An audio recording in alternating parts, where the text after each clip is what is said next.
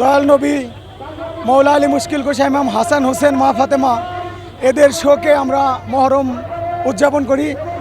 1 মহরম হইতে 10 মহরম পর্যন্ত আমরা শোক যাত্রা করি বাঠৈমুড়ি শাহী মঞ্জিলে।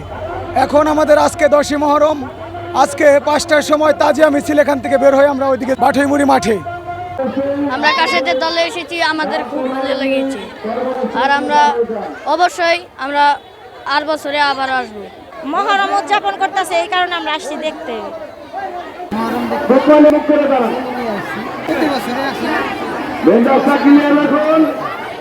আজ থেকে মোটামুটি 80 বছর ধরে আমাদের এই ইমাম হোসেনের নামে কারবালার প্রান্তরে শহীদদের স্মরণে বাঠৈমুড়ি শাহী মঞ্জিল দরবার থেকে প্রতি বৎসর এখানে তাজিয়া মিছিল হয়, আশরা মিছিল হয়।